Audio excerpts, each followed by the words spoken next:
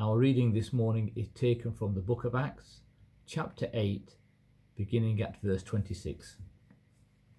Now an angel of the Lord said to Philip, "Go south to the road, the desert road that goes down from Jerusalem to Gaza." So he started out, and on the way he met an Ethiopian eunuch, an important official in charge of all the treasury of the Kandake, which means Queen of the Ethiopians. This man had gone to Jerusalem to worship, and on his way home was sitting in his chariot reading the book of Isaiah the prophet. The Spirit told Philip, "Go to that chariot and stay near it." Then Philip ran up to that chariot and heard the man reading the book of Isaiah the prophet. And he said, "Do you understand what you are reading?" "How can I," he said, "unless someone else explains it to me?" So he invited Philip to come up and sit with him.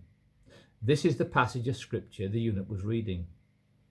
"He was led like a sheep to the slaughter, and as a lamb before its shearer is silent, so he did not open his mouth. In his humiliation he was deprived of justice.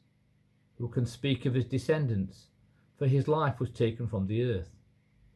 The eunuch asked Philip, "Tell me, please, who is the prophet talking about, himself or someone else?" Then Philip began with that very passage of scripture and told him the good news about Jesus.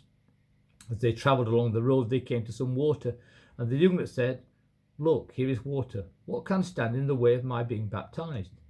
And he gave orders to stop the chariot. Then both Philip and the eunuch went down into the water, and Philip baptized him. When they came up out of the water, the Spirit of the Lord suddenly took Philip away, and the eunuch did not see him again, but went on his way rejoicing. Philip, however, appeared at Azotus and travelled about preaching the gospel in all the towns until he reached Caesarea. This is the word of the Lord. Thanks be to God.